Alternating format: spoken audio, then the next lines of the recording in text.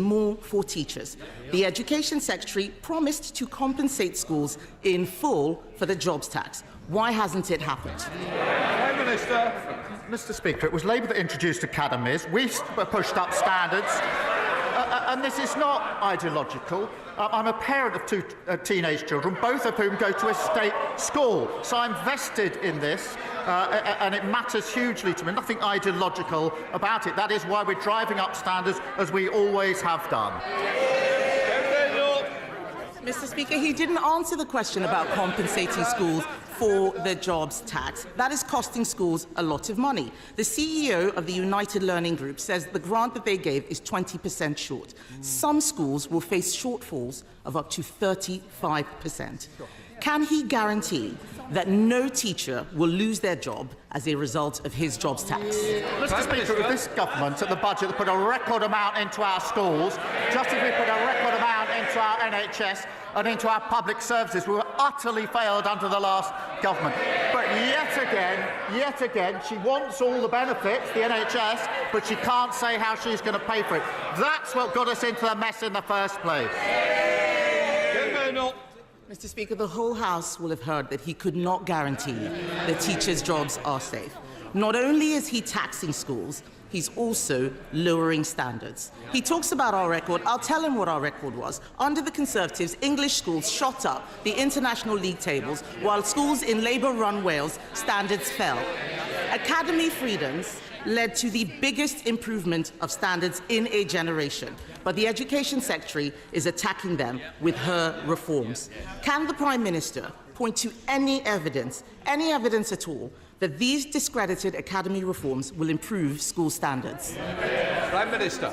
Yes, take the example of schools going into academies. The vast majority of schools are already academies. Therefore, we need to think again about what we do about failing schools that are already academies. We need to go on to the next chapter. And they never take the big decisions, and that's why we ended up their record. Open borders, which she was the cheerleader for, a crashed economy, mortgages through the roof, the NHS on its knees, hollowed out armed forces, and what have we got already under this government? 2 million extra NHS appointments, 750 breakfast clubs, including one in her constituency, record numbers of people being returned who shouldn't be here, and fully funded increase in defence spending. That's the difference a Labour government makes. Thank you, Mr. Speaker. I recently visited Harlow College and saw the work they were doing training the bricklayers and electricians of the future. Would the Prime Minister agree with me that the work that FE colleges like Harlow College do is vital for the house building that we need for future generations? And what will his government do to support Harlow's next generation? Prime Minister. He's a great champion for his constituents. We are investing £600 million to train up to 60,000 more skilled house builders so we can support the next generation and deliver 1.5 million new homes. We're creating technical excellence colleges and investing in Stansted Airport, creating 5,000 jobs nearby, which will create more opportunities for young people in Harlow. Leader of the Liberal Democrats, Red David. Thank you, Mr. Speaker. The British drama Adolescence has shone a much-needed spotlight on the enormous damage being done by social media to the minds of many of our young people, especially teenage boys. We've argued social media giants should be much more toughly regulated and pay more tax so we can defend our young people from this harm. But we've had disturbing reports that the government is considering scrapping the digital services tax and watering down Britain's online safety legislation to appease President Trump and his co-president, Elon Musk. So will the Prime Minister today categorically rule out both of these things and make it clear that he will guarantee that British laws on tax and social media will be written in this House and not the White House? Well, yes, of course, as he well knows. On the point he makes about online safety, it is important. There are new measures coming in the next few months, which are very important under the Act, and we need to see whether we can go further on this issue, because there are concerns as to whether they go far enough. But will the laws be made in this place? Of course they will. Red David. Well, I'm grateful for the Prime Minister's reply on the social media laws, but he didn't answer the point on the digital services tax, and we will come back to that. But moving on, Mr. Speaker, after President Trump's national security advisor accidentally added a journalist to a group chat that was discussing military action in Yemen. And given, I think, all the concerns that we share about President Trump's relationship with Vladimir Putin and J.D. Vance's insulting disdain for Britain and our armed forces, will the Prime Minister make it clear that he will order an urgent review into the security of the intelligence that we share with the United States? Yes. Mr. Speaker, we work with the United States on a daily basis, and I think the honourable gentleman would like to think of himself as sort of reasonable, and when he's not jumping in Windermere, quite serious. But unpicking our relations with the US on defence and security is neither responsible nor serious. So, judges. Thank you, Mr. Speaker. Medina from Lyminge in my constituency is registered blind, and she recently told me how she had been failed by the broken social security system left behind by the Conservatives. She faced great difficulties in getting support from access to work, which is essential across my Ashford constituency, and was not helped to find paid employment. It is so important that disabled people who want to work are supported to do so. What is the Prime Minister's message to Medina and others like her who have been abandoned and shut out of employment for far too long? Every person should have the right to work, and we will always protect the most severely disabled and those with lifelong health conditions. For Medina and the 200,000 others like her who can work and want to work, we need to support them. And that's why we're investing £1 billion in personalised tailoring employment programmes and introducing the right to try work guarantee. The party opposite presided over a failed system that didn't help them and then blamed them. We will never do that. Stephen Flynn. Mr. Speaker, those who know me well know that I don't talk of this often, but for half of my adult life, I was physically disabled. Indeed, when I first walked through the doors of this here chamber, I did so with a crutch in my right arm to support my body weight. I know how it feels. Right now in Scotland, some 55% of children living in poverty have a member of their household who is a disabled person. So can the Prime Minister explain to me, actually no, can the Prime Minister explain to those children how the Labour Party making mum and dad poorer will lift them out of poverty? Well, I'm grateful to him for sharing his personal experience on this and his right to do so. My family has had living with disability for many years as well, so I do understand the human element of this. We do need to give support to those that need it. We do need to help those who want to work into work, and we need to be clear that those who can work should work. In England, we inherited a failed system that couldn't be defended.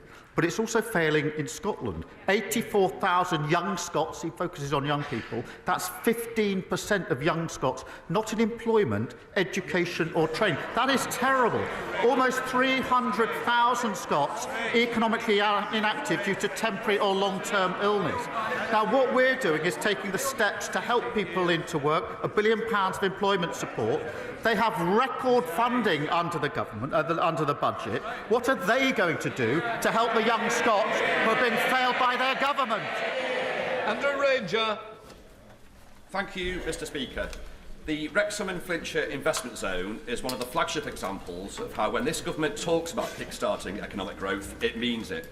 This £160 million plan will breathe new life into the local economy, create 6,000 good local jobs, meaning that for young people in Wrexham, they will be able to find more opportunities on their doorstep.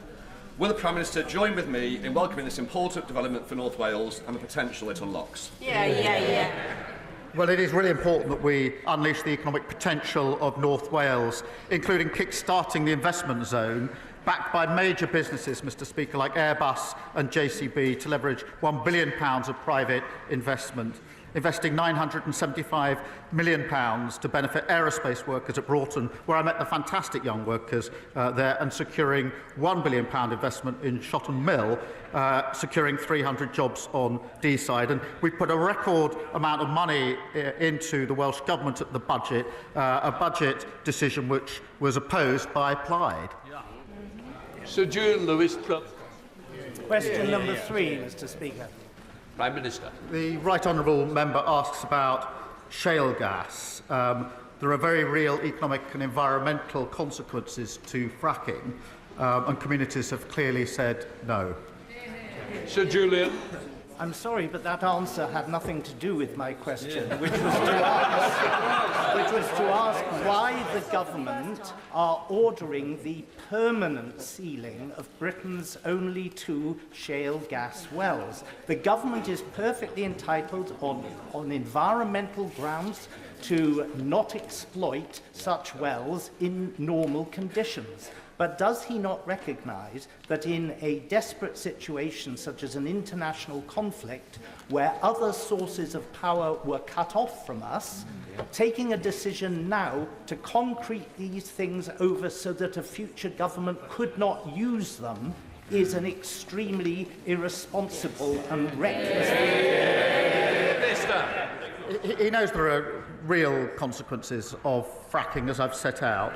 But what we need to do to secure our independence and lower bills and the next generation of jobs is move at speed to renewable energy. And that's why I'm pleased there's record investment coming into renewable energy so that tyrants like Putin can't put his boot on our throat. Now, if the party opposite don't want to support that investment, they should say so. Kim Leadbeater. Thank you, Mr. Speaker. Would the Prime Minister join me in thanking colleagues from across the House and the excellent clerks and staff who have spent the last few months working on the Assisted Dying Bill Committee? And would he agree with me that if the law is to change on assisted dying, it's extremely important that it is implemented as soon as it is safe and practicable to do so? Can I congratulate all colleagues working on this bill and taking part in the debate? It is an important issue on which there are different views across the House and within parties. The bill is a matter for the House, but it is the government's role to ensure every piece of legislation that passes through Parliament is effective and workable. So we'll continue to work with my honourable friend as the bill sponsor to do that. In the same way, Mr. Speaker, we would for every private member's bill which passes second reading, and if Parliament chooses to pass this bill, the government will implement it in a way that is safe and practicable. Bradley Thomas. Thank you, Mr. Speaker. Acorns Children's Hospice provides compassionate care to very young cancer patients and their families across Bromsgrove and the villages, yet it faces a staggering £416,000 increase in national insurance contributions as a result of choices made by this government. With no exemption for hospices and no uplift in non-capital funding, this means that the charity will have to draw from charitable donations made by the public, and this will affect frontline services.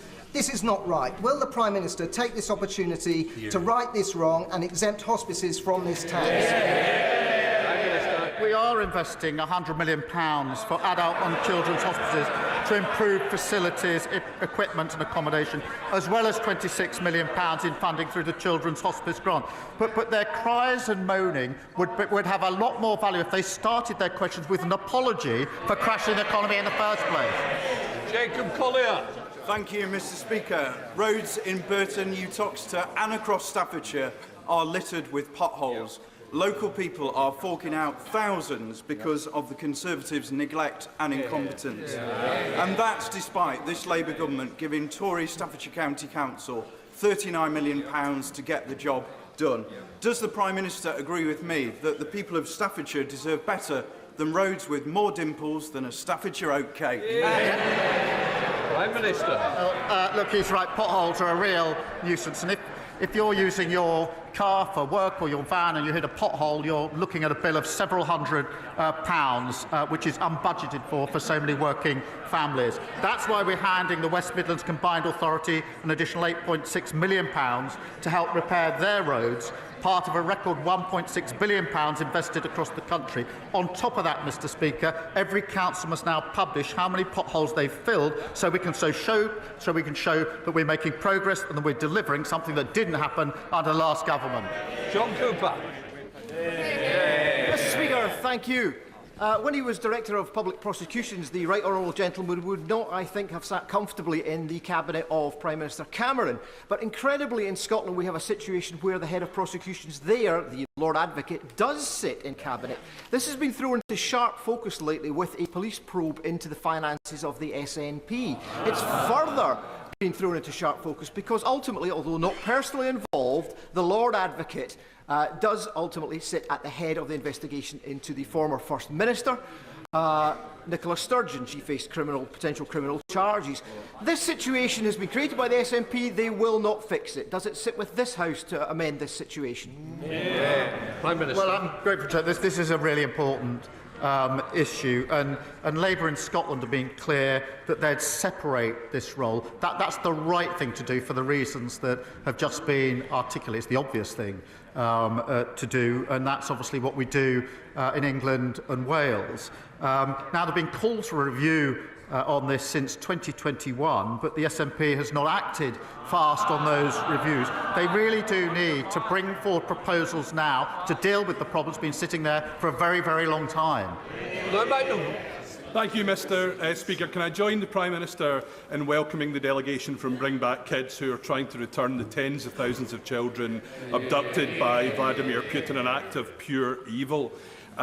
The Prime Minister will be aware that they've been working with the Yale University Humanitarian Lab, who were tracking thousands of those children inside Russia until recently. I say until recently because they've had their long-term funding removed. Will we consider using our existing contributions to the Partnership Fund for a Resilient Ukraine to restore that important work that they're doing, and in doing so restore the hope that those children can be returned to their anguished families? Well, I'm grateful to him for emphasising this again. Russia's abduction of Ukrainian children is sickening, and I think across the House we would all agree on that. A peace settlement in Ukraine must see Russia held to account and the children reunited with their families. And in specific reference to his question, the UK is playing our full part in international efforts, including funding the Bring Kids Back initiative through the Partnership Fund for a Resilient Ukraine. And I want to reassure the whole House will do everything we can to see these children returned and reintegrated as safely and as quickly as is possible. Thank you very much, Mr. Speaker. The 7-year-old adoptive daughter of my constituent Sarah suffered immense trauma in her early years. Thanks to support from the Adoption and Special Guardianship Support Fund, she's been able to access much-needed therapy that's helped her progress. But she and thousands of others don't know if they'll be able to get more help, because in just 5 days, that fund ends and ministers have repeatedly refused to confirm whether it will continue. So can the Prime Minister give a cast-iron guarantee to vulnerable children, adoptive parents and kinship carers that he won't cut this fund, and so that, in Sarah's words, she can give her daughter the absolute best second chance in life she deserves? Well, we will set out details just as soon as we can on the basis of the principles that I set out earlier. The scheme overall, in terms of welfare, is not defendable on terms, but it must be a scheme that supports those that need it, and the details will be set out. Thank you very much, Mr. Speaker. While our nation was being engulfed last year by racist riots in Slough, Christians, Hindus, Jews, Sikhs, people of faith and no faith openly declared that if anybody tried to attack a mosque in our town, we'd stand in solidarity with our local Muslim community to protect it. However, since then, many have become more fearful with a rise in Islamophobic attacks, including this month at a mosque in Aberdeen. So can my right honourable friend, the Prime Minister, confirm to the country what steps is the government taking to tackle such hate crime and promote community cohesion so that those seeking to divide our British society are not allowed to succeed? Well, I thank him for his question. He does great work to bring our communities together, especially in Slough. Look, any form of racial or religious-based hatred is abhorrent and has no place in society. We have set aside over £50 million to protect faith communities and freedom of worship. That's the right thing to do. It's a shame that we have to do it. And our £15 million Community Recovery Fund has been supporting communities affected by the disorder last summer. Again, the right thing to do, but it's a shame that we have to do it. Sir Roger Gale. Speaker, Mr. Speaker, the problems faced by Heathrow earlier in the week have highlighted again the fact that since the closure of Manston Airport in Kent, South East lacks a major diversion facility. Now, one diversion facility would not, of course, have compensated for the closure of Heathrow, a major hub airport. But would the Prime Minister agree that with the reopening of Manston planned for October 2028, there will be a significant contribution to resilience of aviation in the South East? Well, look, he's right to raise the concern about the situation in Heathrow. I think everybody is very concerned by what happened last week. There are clearly questions that need to be answered on a number of fronts in relation to what happened, and an investigation is ongoing. But I'm not going to announce particular parts of our policy and strategy here at this stage. Irene Campbell. Thank you, Mr. Speaker. In my constituency of North Ayrshire and Arran, the SNP ferry fiasco is having a devastating social and economic impact on our Drawson and the Isle of Arran. As well as building a Calmac ferry that doesn't fit into the existing harbour, the Fraser of Allender Institute estimates that the disrupted ferries cost the Isle of Arran £170,000 of lost revenue per day.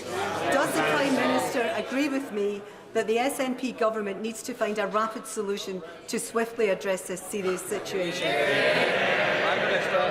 I thank her for fighting SNP incompetence on behalf of her constituents. Yet again, the SNP are failing island communities.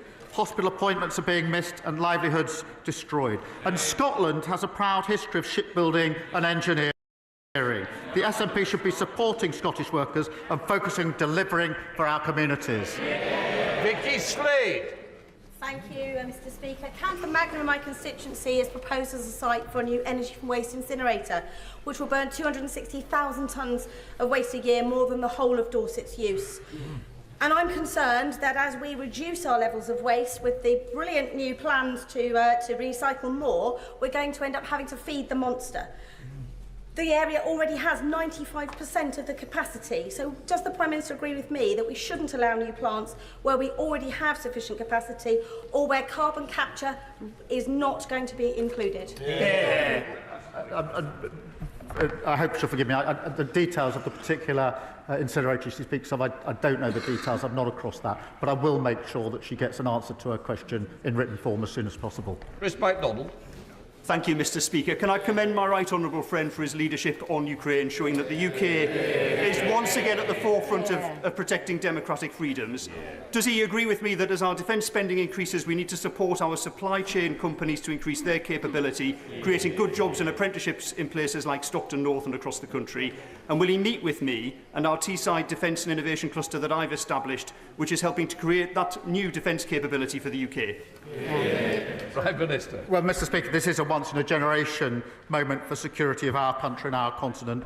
We've set out that fully funded increase in defence spending to 2.5% in 2027, the biggest sustained boost since the Cold War. But that must benefit British jobs and British businesses, and that's why I'll make sure that he gets the meeting that he wants with the relevant minister. Jerome Mayo. In October last year, the Chancellor delivered a massive tax, borrow and spend budget. Now her plans have collapsed around her ears with an emergency budget to cut that spending. So has the time now come, Mr. Speaker, for the Prime Minister to state in public that he has full confidence in the Chancellor? I have full confidence in the Chancellor. Thank you. Thank you very much, Mr. Speaker. Albion Rovers has been a football institution in Coatbridge since 1882. However, following relegation and the lack of financial support for teams leaving professional leagues, it now faces a deeply perilous situation, risking the very future of one of Scotland's oldest football clubs. Does my right honourable friend agree that clubs like Albion Rovers are integral to the fabric of our communities? And will he join me in encouraging all parties to be solution-focused on this matter and encourage football authorities to strengthen our clubs in the lower leagues to help protect their future? Well, he's a superb local champion, and regardless of which club any of us support, they share a love of the game, and they are at the heart of our communities, and Albion Rovers is exactly that, a huge point of local pride, and I'd encourage all efforts to secure the future of the club. Final question, Dr Kieran Mullen. Thank you, Mr Speaker. We're joined in Parliament today by Katie Brett, whose 16-year-old sister Sasha was raped and stabbed to death. Aisha Hussain, whose cousin Jan, was killed by a sex offender and stored her body in a freezer. Paula Hudgell, whose adopted son Tony lost his lower legs as a result of child cruelty, and Becky and Glenn Ewens, whose daughter Violet Grace was killed by a hit-and-run driver who spent barely more time in prison than she was alive. Supporting them are Jeremy and Susan Everard, who received justice for the murder of their daughter, Sarah, but who know too many others do not. They've come together to say with one voice that it's time for us to start ensuring sentences truly deliver justice for victims and their families. Would the Prime Minister agree to meeting with them in future to hear their stories firsthand? Well, can I thank him for raising this issue? The courage of these campaigners after simply appalling cases is astounding, and I find it humbling. I'm pleased the Minister for Victims will be meeting the group, I think, today, and I look forward to meeting them in the future, because we must prioritise victims and make sure sentences punish offenders and protect the public. So thank him for raising this really important set of cases. That completes Prime Minister's questions with that front bench changeover.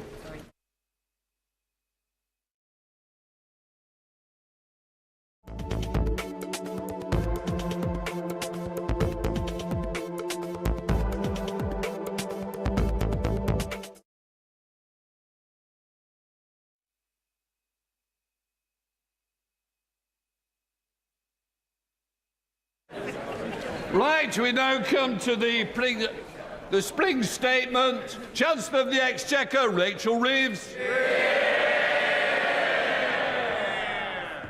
Mr Speaker, this Labour government was elected to bring change to our country, to provide security for working people and to deliver a decade of national renewal. That work began in July, and I am proud of what we have delivered in just 9 months.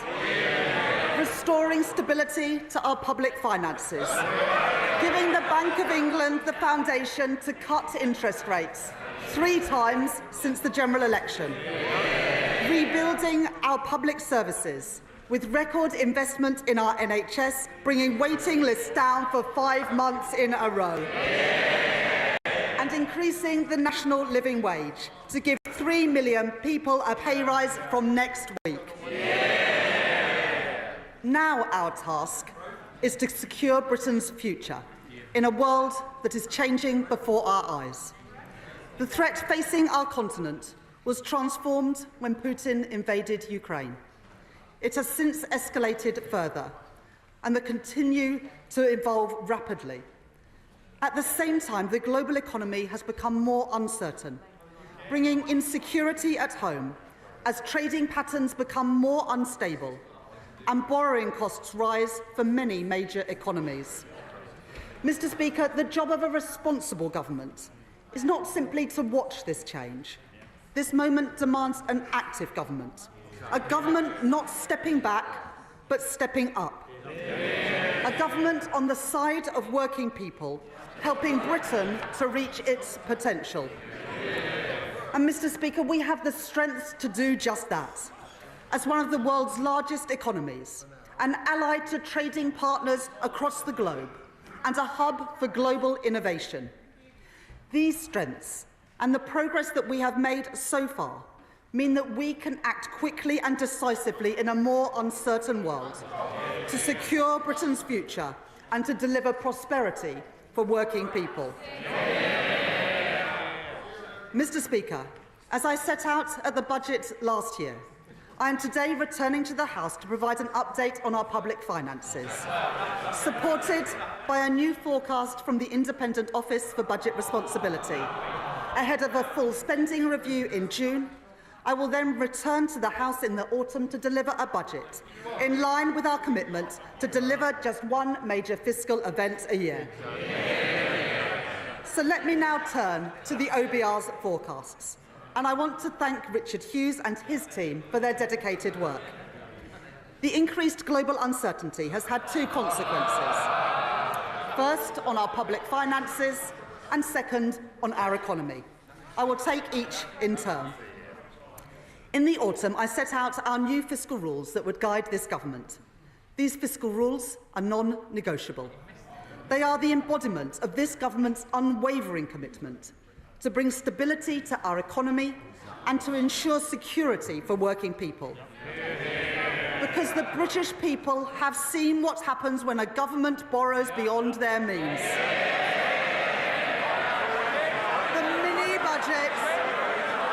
mini-budget delivered by the party opposite resulted in higher bills, in higher rents and higher mortgages.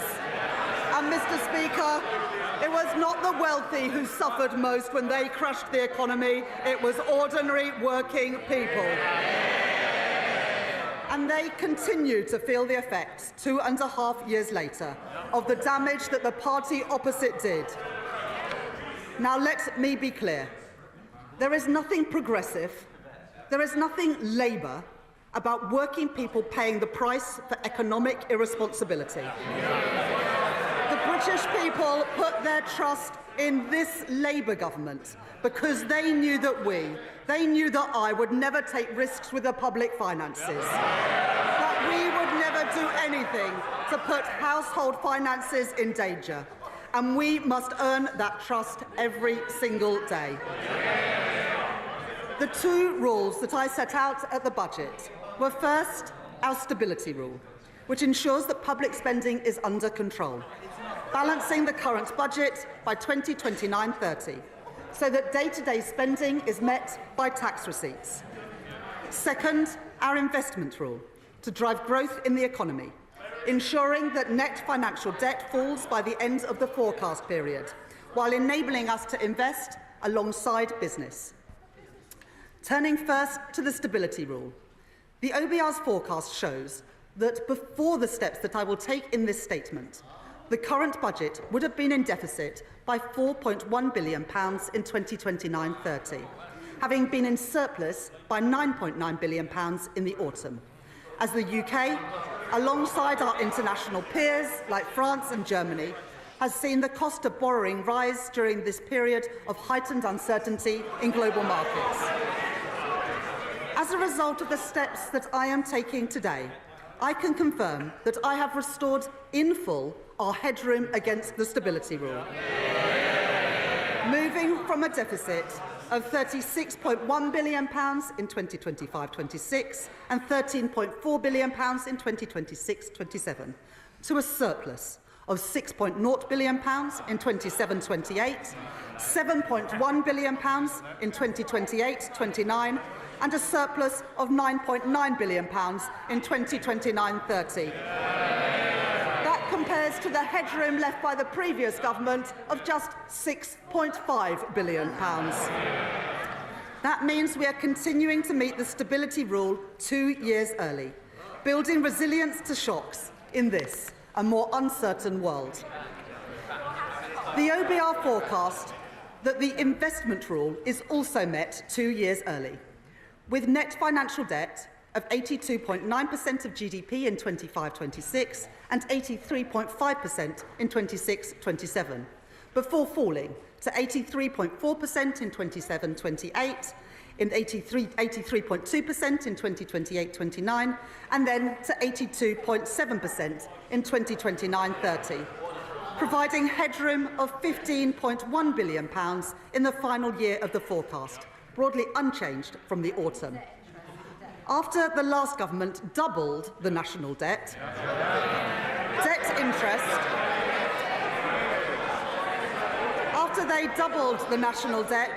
Debt interest payments now stand at £105.2 billion this year.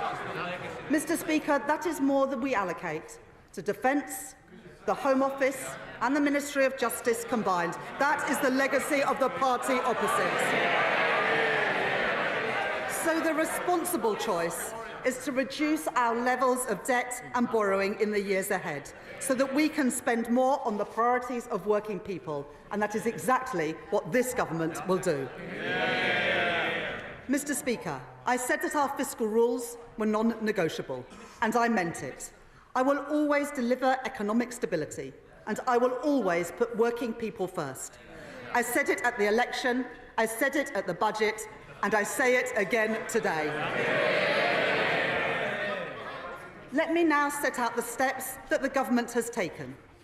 At the budget, we protected working people by keeping our promise not to raise their rates of national insurance, income tax or VAT. At the same time, we began to rebuild our public services after the party opposite left a £22 billion black hole in our public finances. Ours were the right choices for stability and the right choices for renewal, funded by the decisions that we took on tax. As I promised in the autumn, this statement does not contain any further tax increases. But when working people are paying their taxes while still struggling with the cost of living, it cannot be right that others are still evading what they rightly owe in tax. In the budget, I delivered the most ambitious package of measures that we have ever seen to cut down on tax evasion, raising £6.5 billion per year by the end of the forecast. Today, I go further, continuing our investment in cutting-edge technology, investing in the HMRC's capacity to crack down on tax avoidance, and setting out plans to increase the number of tax fraudsters charged every year by 20%.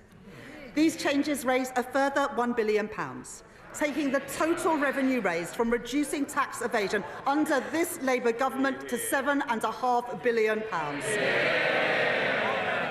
These figures are verified by the Office for Budget Responsibility, and I want to thank my honourable friend, the Exchequer Secretary, for his continued work in this area.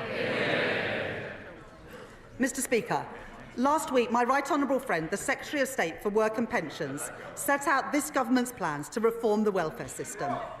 The Labour Party is the party of work. We believe that if you can work, you should work. But if you can't work, you should be properly supported. This government inherited a broken system. More than 1,000 people every day are qualifying for personal independence payments. 1 in 8 young people are not in employment, education or training. If we do nothing, we are writing off an entire generation. That cannot be right, and we will not stand for it. It is a waste of their potential, and it is a waste of their futures, and we will change it. As my right honourable friend said in her statement last week, the final costings would be subject to the OBR's assessment. Today, the OBR have said that they estimate that the package will save £4.8 billion in the welfare budget, reflecting their judgments on behavioural effects and wider factors. This also reflects final adjustments to the overall package, consistent with the Secretary of State's statement last week and the Government's Pathways to Work Green Paper. The Universal Credit Standard Allowance will increase from £92 per week in 25-26 to £106 a week by 29-30, while the Universal Credit Health element will be cut for new claimants by around 50% and then frozen. On top of this, we are investing £1 billion to provide guaranteed, personalised employment support to help people back into work, and £400 million to support the Department for Work and Pensions and our job centres to deliver these changes effectively and fairly, taking total savings after that to the package to £3.4 billion. While spending on disability and sickness benefits will continue to rise, these plans mean that welfare spending as a share of GDP will fall between 2026 and the end of the forecast period, very different to what we inherited from the party opposite. We are reforming our welfare system making it more sustainable, protecting the most vulnerable, and most importantly, supporting more people back into secure work, lifting them out of poverty. Mr. Speaker, at the budget, I fixed the foundations of our economy to deliver on the promise of change. That work has already begun. 2 million extra appointments in our NHS. Waiting lists down. New breakfast clubs opening across England. The largest settlements in real terms for Scotland, Wales and Northern Ireland in the history of devolution. Asylum costs falling, promises made, promises kept, and every single one of them opposed by the parties opposite. At the budget, alongside providing an increase in funding for this year and next, I set the envelope for the spending review, which we will deliver in June, led by my right honourable friend, the Chief Secretary to the Treasury, to set departmental budgets until 28-29 for day-to-day spending and until 2029-30 for capital spending. Today, I'm reflecting two steps that we have taken on our spending plans. First, because we are living in an uncertain world, as the Prime Minister has set out, we will increase defence spending to 2.5% of GDP, reducing overseas aid to 0.3% of gross national income. This means we save £2.6 billion in day-to-day spending in 2029-30 to fund our more capital-intensive defence commitments. Second, in recent months, we have begun to fundamentally reform the British state, driving efficiency and productivity across government, to deliver tangible savings and improve services across our country. Earlier this the Prime Minister set out plans to abolish the arm's-length body NHS England and ensure that that money goes directly to improving the service for patients. My right honourable friend, the Health Secretary, is driving forward vital reforms to increase NHS productivity, bearing down on costly agency spend to save money so that we can improve patient care. And my right honourable friend, the Chancellor of the Duchy of Lancaster, is taking forward work to significantly reduce the costs of running government by 15%, worth £2 billion by the end of the decade. This work shows that we can make our state leaner and more agile, delivering more resources to the front line, while ensuring that we control day-to-day spending to meet our fiscal rules. Today, I build on that work by bringing forward £3.25 billion of investment to deliver the reforms that our public services need through a new transformation fund. That is money brought forward now to bring down the costs of running government by the end of the forecast period, by making public services more efficient, more productive and more focused on the user.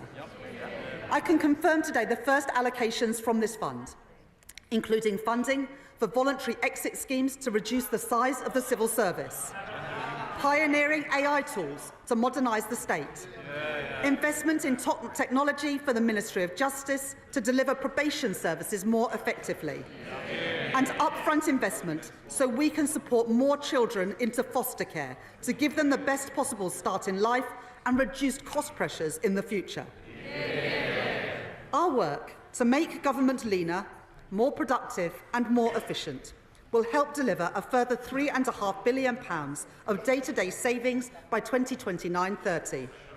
Overall, day-to-day spending will be reduced by £6.1 billion in 2029-30, and it will now grow by an average of 1.2% a year above inflation, compared to 1.3% in the autumn. Mr. Speaker, I can confirm to the House that day-to-day spending will increase in real terms above inflation in every single year of the forecast. And in the spending review, apart from the reductions in overseas aid, day-to-day spending across government has been fully protected. I can also confirm our approach to capital investment. In the autumn budget, I announced £100 billion of additional capital spending to crowd in investment from the private sector, to fix our crumbling infrastructure, and to create jobs in every corner of our country. Today, I am not cutting capital spending, as the party opposite did time and time again, because that choked off growth and it left our school roofs literally crumbling. That was the wrong choice, It was the irresponsible choice. It was the Tory choice. Today, I am instead increasing capital spending by an average of £2 billion per year compared with the autumn, to drive growth in our economy and to deliver in full our vital commitments on defence. This government will ensure that every pound we spend will deliver for the British people by increasing productivity, driving growth in our economy and improving our frontline public services. Mr. Speaker, let me turn now to the impact of increased uncertainty on our economy. To deliver economic stability, we must work closely with the Bank of England, supporting the Independent Monetary Policy Committee to meet their 2% inflation target.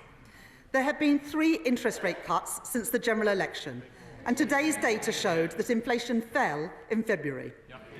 Having peaked at 11% under the previous government, the OBR forecast that CPI inflation will average 3.2% this year before falling rapidly to 2.1% in 2026 and meeting the 2% target from 2027 onwards, giving families and businesses the security that they need and providing our economy with the stable platform it needs to grow. Mr. Speaker, earlier this month, the OECD downgraded this year's growth forecast for every G7 economy, including the UK. And the OBR have today revised down our growth forecast for 2025, from 2% in the autumn to 1% today. I am not satisfied with these numbers, and that is why we, on this side of the House, are serious about taking the action needed to grow our economy. Backing the builders, not the blockers, with a 3rd runway at Heathrow Airport and the Planning and Infrastructure Bill. Increasing investment with reforms to our pension system and a new national wealth fund. And tearing down regulatory barriers in every sector of our economy. That is a serious plan for growth. That is a serious plan to improve living standards. That is a serious plan to renew our country. Mr. Speaker, a changing world presents challenges, but it also presents new opportunities for new jobs and new contracts in our world-class defence industrial centres, from Belfast to Deeside and from Plymouth to Rosyth. In February, the Prime Minister set out our government's commitment to increase spending on defence to 2.5% of GDP from April 2027, the biggest sustained increase in defence spending since the end of the Cold War, with an ambition to spend 3% of GDP on defence in the next Parliament. That was the right decision in a more insecure world, putting an extra £6.4 billion into defence spending by 2027. But we have to move quickly in this changing world, and that starts with investment. So today I can confirm that I will provide an additional £2.2 billion for the Ministry of Defence in the next financial year, a further down payment on our plans to deliver 2.5% of GDP by 2027. This additional investment is not just about increasing our national security, but increasing our economic security too. As defence spending rises, I want the whole country to feel its benefits. So I will now set out the immediate steps that we are taking to boost Britain's defence industry and to make the UK a defence industrial superpower.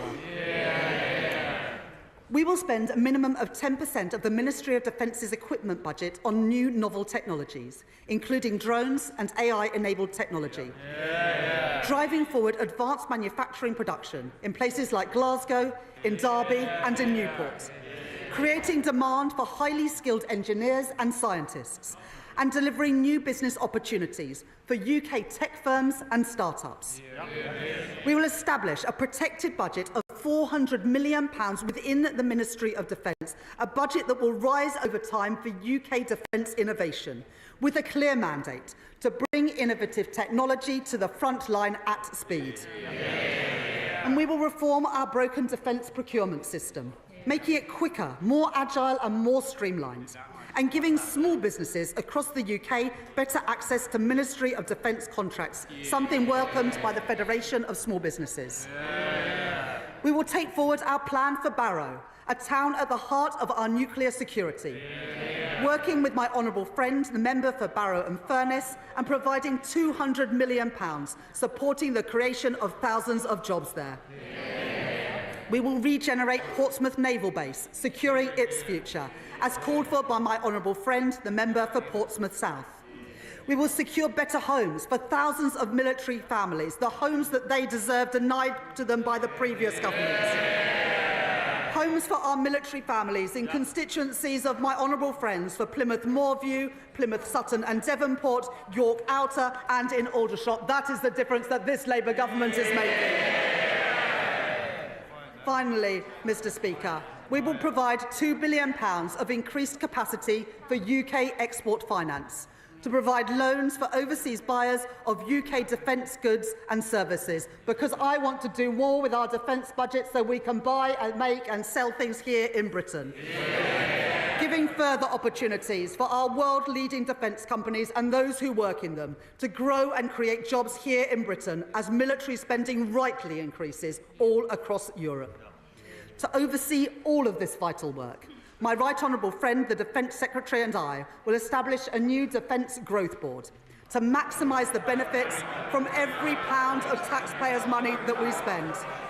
And we will put defence at the heart of our modern industrial strategy to drive innovation that can deliver huge benefits back into the British economy. Mr Speaker, that is how we make our country a defence industrial superpower. So the skills of the future, the jobs of the future and the opportunities of the future can be found right here in the United Kingdom. Mr Speaker, as the previous government learned to their detriment, there are no shortcuts to economic growth. It will take long-term decisions. It will take hard yards. It will take time for the reforms that we are introducing to be felt in the everyday economy. It is right that the Office for Budget Responsibility consider the evidence and look carefully at measures before recognising a growth impact in their forecast. But, Mr Speaker, I can announce to the House that the OBR have considered and have scored one of the central planks of our plan for growth. In my first week as Chancellor, I announced that we were pursuing the most ambitious set of planning reforms in decades to get Britain building again. And in December, we published changes to the National Planning Policy Framework, driven forward tirelessly by my right honourable friend, the Deputy Prime Minister. Reintroducing mandatory housing targets and bringing grey belt land into scope. The OBR have today concluded that these reforms will permanently increase the level of real GDP by 0.2% in 29-30, an additional £6.8 billion for our economy, and by 0.4% of GDP within 10 years, an additional £15.1 billion in our British economy. Mr Speaker, that is the biggest positive growth impact that the OBR have ever reflected in their forecast for a policy with no fiscal cost. And taken together with our plans to increase capital spending that we set out in the budget last year, this government's policies will increase the level of real GDP by 0.6% in the next 10 years. Mr Speaker, that is the difference that this Labour government is making. Policies to grow our economy. Promises by a Labour government, delivered by a Labour government, opposed by the parties opposite. Mr Speaker, the planning system that we inherited was far too slow. The OBR have concluded that our reforms will lead to house building reaching a 40-year high. 305,000 homes a year by the end of the forecast period. And changes to the National Planning Policy Framework alone will help build over 1.3 million homes in the UK over the next 5 years. Taking us within touching distance of delivering our manifesto promise to build 1.5 million homes in England in this Parliament. Homes promised by this Labour government, homes built by this Labour government, homes opposed by the parties opposite. The impact on our economy goes further still. I said at the election that we could not simply tax and spend our way to prosperity. We need economic growth. So I can today confirm that the effect of our growth policies, including our planning reforms, means an additional £3.4 billion to support our public finances and our public services by 2029-30. The proceeds of growth, promised by this Labour government, delivered by this Labour government, opposed by the parties opposite. Mr. Speaker, earlier this week, we provided an additional £2 billion of investment in social and affordable homes next year, delivering up to 18,000 new homes and allowing local areas to bid for new development across our country, including sites in Thanet, in Sunderland and in Swindon. More security for families across our country, promised by this Labour government, delivered by this Labour government and opposed by the parties opposite. And to build these new homes, we need people with the right skills. Earlier this week, my right honourable friend, the Education Secretary, announced more than £600 million to train up 60,000 more construction workers, including with 10 new technical excellence colleges across every region of our country, giving working people the chance to fulfil their potential. New opportunities for our young people, promised by this Labour government, delivered by this Labour government, opposed by the parties opposite. Mr. Speaker, all this is just the start. The Planning and Infrastructure Bill passed its second reading on Monday. No thanks to the parties opposite. Once this bill completes its passage, it will help deliver the homes and infrastructure our country badly needs. And I say to the parties opposite, the British people will be watching. Because if the parties opposite don't support these reforms, let us be clear about what that means. They are opposing economic growth. They are opposing more homes for families. They are opposing good jobs across our country. We on this side are clear about whose side we are on. The parties opposite must decide too.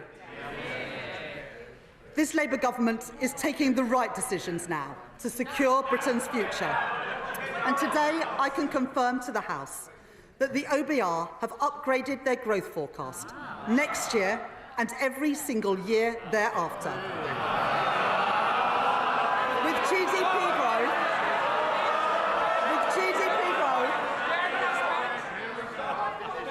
GDP growth of 1.9% in 2026, of 1.8% in 2027, 1.7% in 2028 and 1.8% in 2029.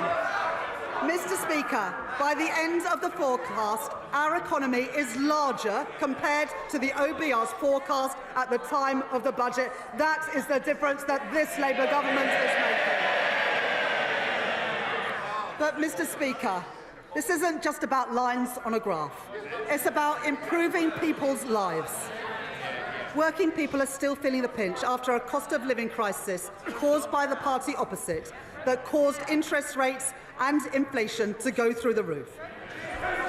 So I am pleased that the OBR confirmed today that real household disposable income will now grow this year at almost twice the rate expected in the autumn.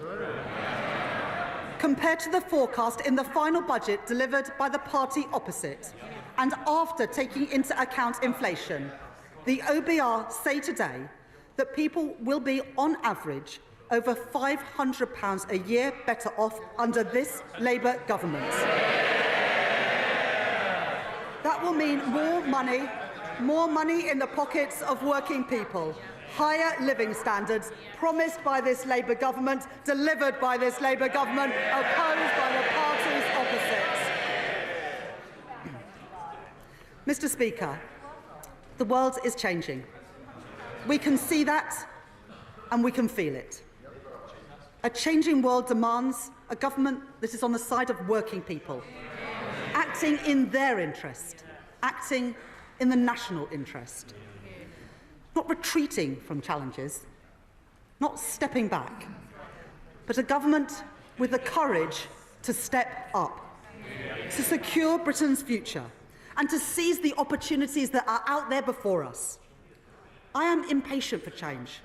The British people are impatient for change after 14 years of failure. And we are beginning to see change happen. Our plan for change is working. Defence spending is rising. Waiting lists are falling. Wages are up. Interest rates are cut. That is the difference that this Labour government is making. And today, Mr. Speaker, the OBR confirm that our plan to get Britain building will drive growth in our economy and put more money in people's pockets. There are no quick fixes, but we have taken the right choices, returning stability to our economy after years of mismanagement by the party opposite, delivering security for our country and security for working people. That is what drives this government. That is what drives me as Chancellor. That is what drives the choices that I have set out today, and I commend this statement to the House. Shadow Chancellor Mel Stride. Mr. Speaker, at the last budget, the Right Honourable Lady said that she would bring stability to the public finances. Stability to the public finances. But this statement, more appropriately referred to as an emergency budget, has brought her to a cold, hard... Can I just say to you, quite rightly I want to hear to the Chancellor. I now want to hear the Shadow Chancellor. I don't need any help. Thank you, Mr. Speaker. This emergency budget, Mr. Speaker, has brought the Right Honourable Lady to a cold, hard reckoning. She has become very fond recently to talk about the world having changed. Well, indeed it has, Mr. Speaker. This country was growing at the fastest rate in the G7 only about a year ago. And just as the OECD and the Bank of England and other forecasters, and now we learn today, the OBR have stated, growth has been halved in this year, cut in two as a consequence of the decisions and the choices that the Right Honourable Lady made on her watch. Inflation, which was down to 2%, bang on target on the very day of the last general election under a Conservative government. We are now told this year will be running at twice the level as was forecast under ourselves in 2024. This is going to mean prices bearing down on households and businesses right across the country because of her choices. And the OBR also says, Mr. Speaker, that unemployment will be rising this year and next year and the year after. And in fact, across the forecast period, it will not decline at all. So much for the Right Honourable Lady's back-to-work plans. And we have already seen, Mr. Speaker, what it means when it comes to controlling borrowing under this Chancellor. And yes, she has come forward now with a plan to squeeze spending later on in the forecast period. And she has, of course, told the OBR that these are the elements of spending restraint to which she will stick. But what do the markets think? And could I ask the Right Honourable Lady, given her track record, given the fact that she has failed to control spending and borrowing to date, what does she think the markets are going to make of her latest promises? But the Right Honourable Lady, Mr. Speaker, says, of course, that none of this is her fault. It is the war in Ukraine. It is President Trump. It is tariffs. It is President Putin. It is the Conservatives. It is her legacy. It is anybody but her. Well, what the British people know, Mr. Speaker, is that this is a consequence of her choices. She is the architect of her own misfortune. It was the Right Honourable Lady, Mr Speaker, who talked down the economy. Who talked down the economy so that business surveys and confidence crashed through the floor. It was the Right Honourable Lady who confected the £22 billion black hole. A smokescreen that was only ever there in order to cover up for the fact that she and the Prime Minister reneged on their promises to the British people during the last general election. And a black hole that the OBR themselves, ironically at the government's behest, have said they will not legitimise. She chose to be reckless with a sliver of headroom against her fiddled targets. She borrowed and spent and taxed like it was the 1970s. Little wonder, Mr Speaker, that the Chancellor has tanked the economy. Little wonder we have an emergency budget, all because of her choices. Now, the Chancellor likes to tour the television studios and tell everybody they should be thankful that she will not be ramping up taxes in this emergency budget.